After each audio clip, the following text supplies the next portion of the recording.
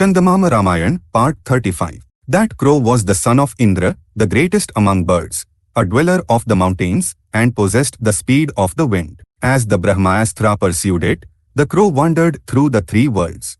Neither Indra, nor the gods, nor the great sages could protect it. Finally, it returned to Rama and sought refuge. Since Rama is compassionate toward those who seek shelter, he forgave it. However, because the Brahmastra could not go to waste, he destroyed the crow's right eye. Sita related this entire incident to Hanuman and said, "Despite being so capable, if my husband has not made an effort to rescue me, it must be because of some great sin I have committed." Hanuman consoled her and asked, "What message do you want me to give to Rama, Lakshman, Sugriva, and the assembly of Vanaras?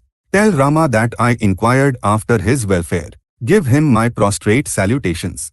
Tell Lakshman, who looked after me like a mother, that I inquired after his well-being.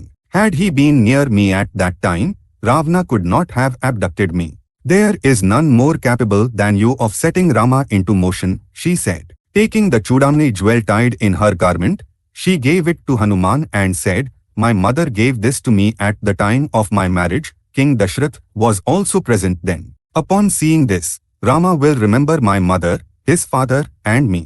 Hanuman had now resumed his normal form. Taking the Chudamani, he found it impossible to wear it on his arm, so he tucked it onto his finger.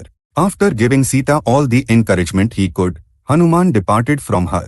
He decided to engage Ravana directly to some extent before leaving. He felt it was not proper to return after having worked so hard to reach Lanka just to see Sita. He felt that if he could gauge the prowess of the demons and the difference between them and the Vanaras in battle, he would be properly fulfilling Sugriva's command. Simultaneously, Ravana would also get a glimpse of Vanara valor. Thinking there was no better way to provoke Ravana than by destroying the Ashoka grove, which was like the Nandana garden, Hanuman began uprooting the trees of the Ashoka grove with all his might. He demolished the pleasure lakes.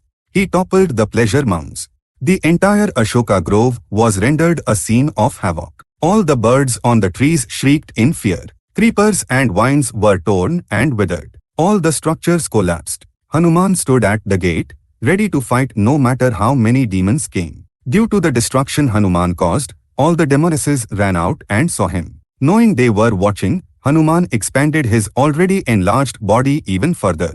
They asked Sita, "Who is he? Where did he come from? Who sent him? What did he talk to you about?" Sita replied, "How would I know who he is? Only you demons would know your demonic illusions. I am also afraid looking at him. You tell me who he is." Upon Sita saying this, the demonesses were terrified. While some stayed back to guard Sita, the rest ran to inform Ravana. They told Ravana, "A certain Vanara with a terrifying body and immense strength came and spoke something to Sita. He is now in the Ashoka grove." When asked who he is, Sita does not say, "We do not know who sent him, but that Vanara has destroyed the entire inner garden. He hasn't spared a single spot. He only did not break the tree under which Sita sits." Sita went under a Shimshupa tree, and he did not break that either. Because he destroyed the Ashoka grove and spoke to the Sita you brought, he is punishable by death in both respects. Hearing these words, Ravana became furious and commanded 80,000 demons named Kinkaras, who were as powerful as himself, to capture Hanuman. They set out with various weapons and surged toward Hanuman at the gate of the Ashoka grove. As they surrounded him, Hanuman struck his tail against the ground and roared loudly.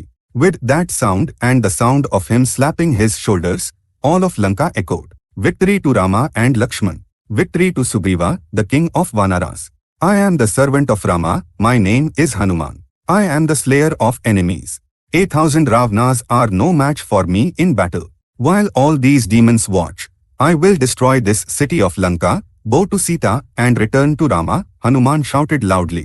Seeing Hanuman, who appeared as large as a mountain and red in color, and hearing his roar, the demons were frightened. However, as the king's command must be obeyed, the demons used their weapons against him. Hanuman grabbed a large bar that was at the gate and beat the demons to death with it. Having thus finished off the demons called Kinkaras, and with his desire for battle still not satisfied, Hanuman waited at the gate. Meanwhile, Some demons who had escaped went to Ravana and told him that all the Kinkaras had died at the hands of Hanuman. Ravana, fuming and rolling his eyes, ordered Jambumali, the son of Prahasta and a great hero who had never known defeat in battle, to fight Hanuman. To Hanuman, who stood there after killing the Kinkaras, a temple-like building in the Ashoka grove came to mind. He had not destroyed it yet. To do that task, he jumped onto that temple palace in one leap. 100 demons guarding that palace took up weapons and came at Hanuman. Angered by their weapons hitting him, Hanuman enlarged his body further. He uprooted a pillar from that palace in one swing and whirled it around. The speed created fire, and the entire temple palace was burnt down. Hanuman killed the 100 demons with that same pillar. Then he shouted loudly, "Thousands of Vanaras like me have been sent by Sugriva to search for Sita Devi. Sugriva will come here with lakhs and crores of Vanaras. You have earned the enmity of Rama. Now Lanka will not remain, it will be destroyed. You will not remain, you will die. Ravana will not remain either." Wearing red flower garlands and flowers in his hair, adorned with earrings and carrying a bow like a rainbow and beautiful arrows, Jambumali arrived in a chariot drawn by donkeys while Hanuman was sitting atop the gateway arch. Jambumali aimed his bow and fired many arrows, wounding Hanuman's face and body. When Hanuman threw a large stone, Jambumali knocked it down with arrows. When Hanuman uprooted a shala tree, he broke it into pieces. Finally, Hanuman took the same bar he had first used, whirled it, and threw it. Jambumali, along with the chariot and donkeys, was crushed to pieces. Hearing that Jambumali had died along with the Kinkaras, Ravana became enraged and sent the 7 sons of his ministers, who were experts in weapons, against Hanuman. They took their respective armies and set out with great enthusiasm, competing to see who would face the enemy first. Evading the rain of arrows they unleashed upon him, Hanuman moved through the air and killed the demon horde using his hands and feet. All of Lanka resounded with their death cries. When the minister's sons also died, fear began to take hold of Ravana. But he suppressed it within and called 5 top commanders, Virupaksha, Upaksha, Durdhara, Praksa, and Bhaskarn, and cautioned them, "O commanders, go with the 4-fold forces and punish that Vanara. He does not seem like a Vanara to me. Perhaps some Indra performed penance and sent this being against us. I have seen very powerful Vanaras like Vali, Sugriva, Nila, and Dvividha, but this Vanara seems superior to them. This is some being in the form of a Vanara. You must strive to capture him somehow. Do not be even slightly careless during the battle." The 5 of them set out, reached the gate of the Ashoka grove, saw Hanuman, surrounded him from all sides, and began the battle. Durdhara struck Hanuman's head with 5 arrows. Hanuman gave a loud yell and leapt into the sky. From there, he pounced very fast and straight onto Durdhara. In that instant, the chariot, the 8 horses harnessed to it, and Durdhara within it were destroyed. When Durdhara died, Virupaksha and Upaksha became angry, leapt into the air, and struck Hanuman on the chest with maces.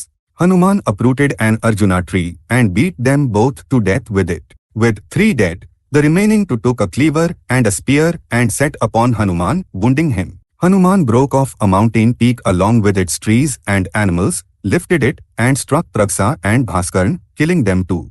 Having killed the 5 warriors in this manner, Hanuman easily wiped out their armies.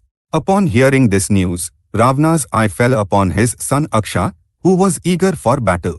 As soon as his father looked at him, Aksha rose quickly, took his gold-encrusted bow, mounted his great chariot with golden decorations, and went against Hanuman. That chariot was full of weapons and prepared for war. An army also followed him.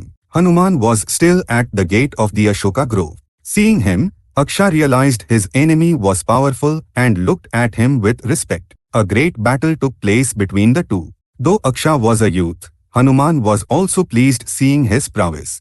Moving through the air to avoid Aksha's arrows, he thought, how to kill this boy. He shows such valor even now.